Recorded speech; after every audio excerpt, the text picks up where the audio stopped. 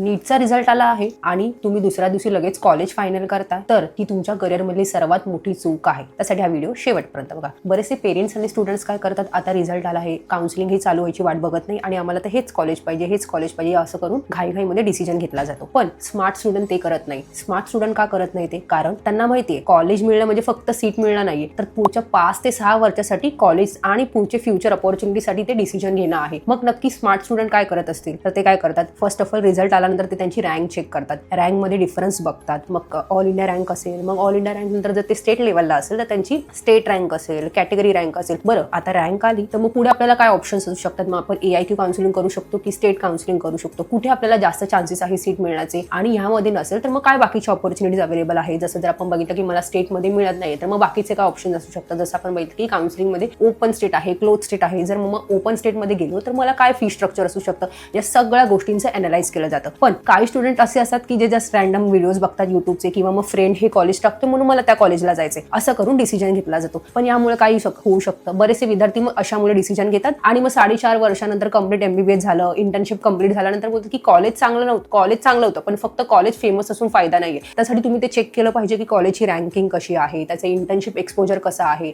हे झाल्यानंतर त्यानंतर तिकडच्या कॉलेजेसचा कॅम्पस कसा आहे, तुम्हाला एक्सपोजर मिळतंय की नाही हेही तितकंच इम्पॉर्टंट आहे. त्यानंतर तुम्ही बघू शकता तुम्हाला जर कॉलेज निवडताय तुम्ही तर त्याला हॉस्पिटल अटॅचमेंट आहे की नाही हे असणं इम्पॉर्टंट आहे. आणि हे सगळं झाल्यानंतर मग नीट PG साठी काय ऑपॉर्च्युनिटी आहे मला हे सगळं बघणं तितकंच इम्पॉर्टंट आहे. त्यामुळे कुठलाही डिसिजन घेताना घाईघाईमध्ये डिसिजन घेऊ नका. जस्ट आता नीटचाही रिझल्ट येऊ शकतो कुठलाही वेळेस, त्यामुळे रिझल्ट आल्यानंतर तुम्ही डेफिनेटली थोडंफार अनालाइज करा, टाइम घ्या, किंवा मग तुमच्यापेक्षा जे सिनियर मेंटर आहेत, काउन्सिलर्स आहेत त्यांची हेल्प घ्या आणि प्रॉपर काउन्सिलिंग करा. जर तुम्हालाही म्हणजे तुम्ही जर बघितलं असेल की काउन्सिलिंग प्रोसेसमध्ये तर तुम्हाला डिफिकल्टी असेल, किंवा मग तुम्हाला असं वाटत असेल की मला या कॉलेजेसचे निवडताना म्हणजे प्रॉब्लेम येत असेल, तर यावेळेस डेफिनेटली तुम्ही सिनियर मेंटरचं एक्सपर्टाइज गायडन्स घेणं खूप इम्पॉर्टंट आहे. त्यामुळे स्मार्ट स्टुडंट्स घाईघाईत डिसिजन घेत नाही, तर स्मार्ट स्टुडंट राईट डिसिजन घेतात. जर तुम्हालाही ऑल इंडिया काउन्सिलिंग असेल, स्टेट काउन्सिलिंग असेल, MBBSच्या कॉलेजचं सिलेक्शन असेल, किंवा मग चॉईस फिलिंग असेल, याबद्दल काहीही डाऊट्स असेल तर आमचे एव्हरी सॅटर्डे वेबिनार्स असतात, तुम्ही ते फ्रीचे वेबिनार नक्कीच अटेंड करू शकता, किंवा मग कमेंट बॉक्समध्ये MBBS म्हणून कमेंट करू शकता. थँक्यू.